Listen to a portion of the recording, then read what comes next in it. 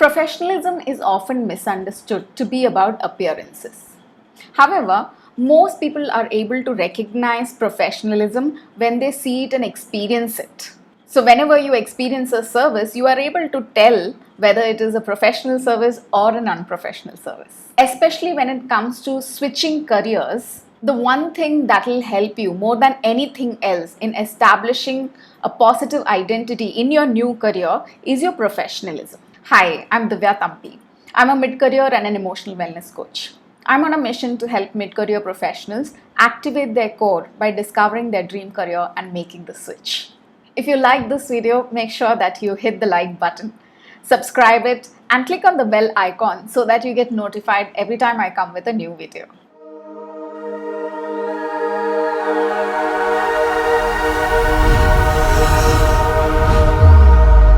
So today I'm going to be talking about the 6 characteristics of a professional attitude.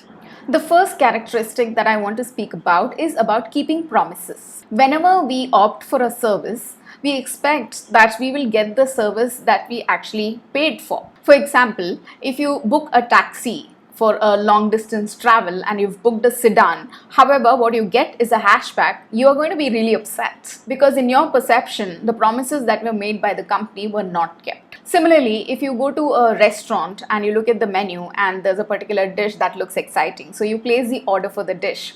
And then the waiter tells you that, oh, I'm so sorry, but we don't have that dish available today. How do you feel? It doesn't feel very good, right? It feels like they're not keeping their promises. Now, this doesn't mean that a restaurant cannot run out of dishes or a store cannot run out of items. However, if they were to let you know at the very beginning, even when giving you the menu, that a particular dish or 1 or 2 dishes are not available or have run out, then it's absolutely fine. They would still be keeping their promises. So, keeping promises is about delivering what was promised. It's also about clarifying expectations and showing up even when it may be inconvenient to the service provider, whether you are an individual or an organization. It's about saying what you really mean and meaning what you say every single time. I remember this particular example of a commercial laundry owner sharing a story with me. He told me about the time when he received his first contract from his largest client, which is a 5-star hotel. He was responsible for getting the dirty linen from the hotel and delivering it back to the hotel in 48 hours time, where it needed to be washed and ironed and packed up and delivered back. It so happened that the contract was supposed to start from a particular month, let's say the month of April, and he was expecting his large equipment to process that laundry. He was expecting that equipment to reach him a month before that. However, because he was importing this equipment, it took 2 extra months because of some import duties and other legalities which came into picture. As a result, he was unable to actually process the laundry from the date of the contract. But rather than going back to the client and saying that I'm not able to process this, what he did was he went to the city of Bombay. He himself was located in Goa. He went to the city of Bombay, identified a really good commercial laundry, had an agreement with them, and every time the laundry was taken from the hotel, it was taken to this other laundry in Bombay, where he personally supervised the processing of the laundry every day and made sure that it was delivered to the hotel on time.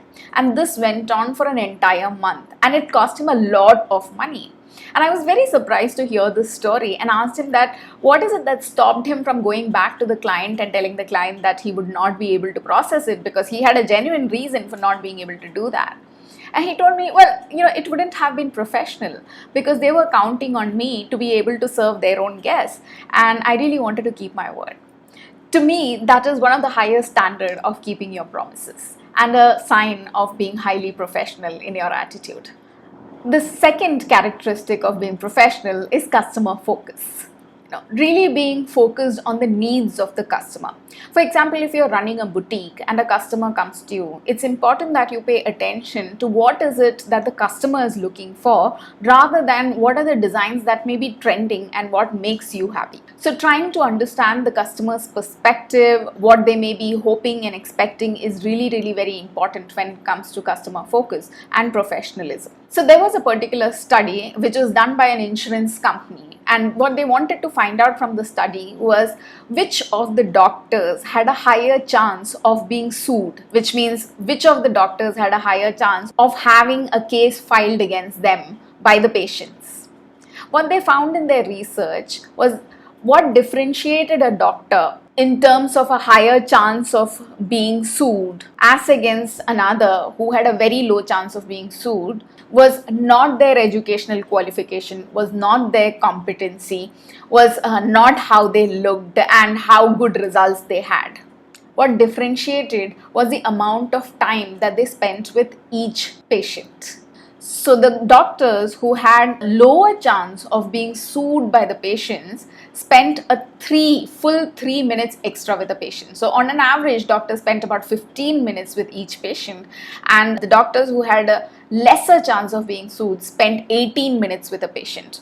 And when they tried to study what it was that these doctors were doing differently, what they figured was that the doctors who spent more time with the patient spent time listening to what the patient was saying, what their concerns were, and helping orient the patient in terms of telling them that, okay, this is what you are dealing with, and this is, and acknowledging the pain and the difficulty that the patient may be going through, and then telling them that, okay, this is the plan and this is why I'm doing what I'm doing, and this is what you may be able to see.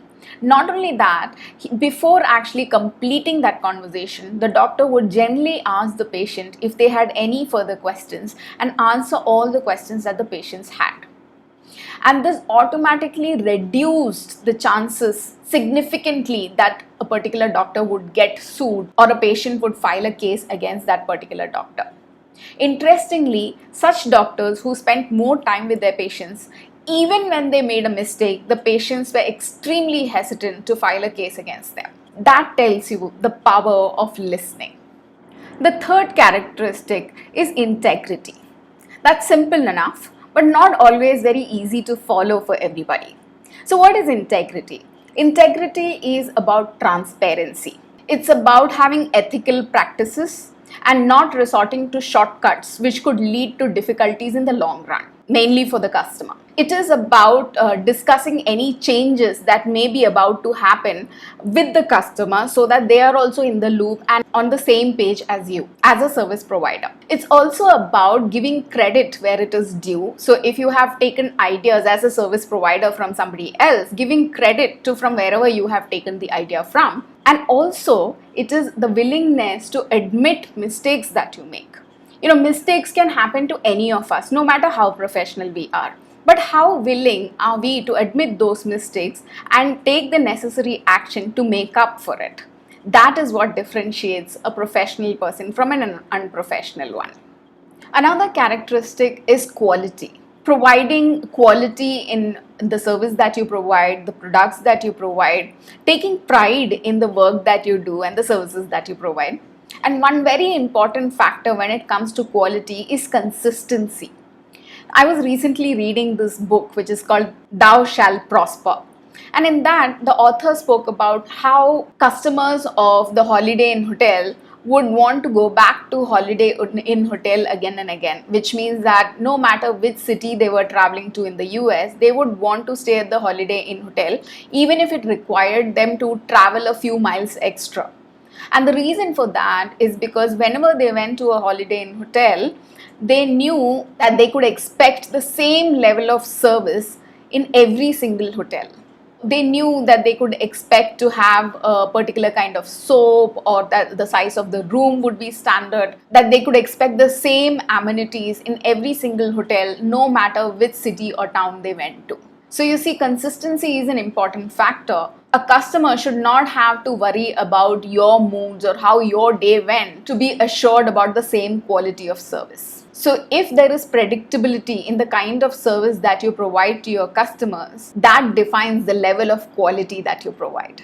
Of course, all of us have a certain idea of what good quality is, but quality is also about seeking feedback from the market to understand and make sure that you are providing services as per the quality which is understood by the customer as well. The fifth characteristic is competence. Eventually, a customer comes to you for a service or a product. So basically, you should have the competence or the skills or whatever it is required to be able to meet the expectations that they have. And somebody who is competent is also someone who constantly upskills and upgrades themselves and looks for ways in which they can become better with every passing day in terms of their abilities and skills. And they also keep looking for ways in which they can provide more value and quality to their customers. Another sign of competence is humility in learning from others. So no matter how old you are or how much experience you have, if you are somebody who's competent, you're also willing to learn from other people who may be less experienced or who may be younger to you in age, because you know that that particular skill is going to help you and you want to become better at what you do with every passing day. Last but not the least important in the list of characteristics is emotional intelligence. Being able to regulate your emotions even in the face of stress or difficult situations is an important characteristic. Being able to deal with your stakeholders in a way which is acceptable, which is polite and considerate. So a professional is somebody who cares for the people that he or she works with, whether they are customers, whether they are peers, colleagues or bosses. And they genuinely care for their customers. Equally importantly, they value people, which means they value the human beings that they are interacting with. And not forget that over and above being a customer or a colleague, they are also a human being. Being emotionally intelligent is also about being humble about your expertise and not constantly looking at ways in which you can prove your expertise and prove your superiority to others. This can leave others with a bitter taste in their mouth. It is about keeping all your interactions respectful at all times. And most importantly, valuing yourself and valuing the services that you provide, even when it is challenged by others. So these are the characteristics of a professional attitude. If you would like to add any more to this list, I'd love to hear about it. Please share with me in the comments what you think may be some more characteristics of a professional attitude. I'd love to hear from you. Thank you so much for watching. This is Divya Tampi signing off, and I'll see you in the next video.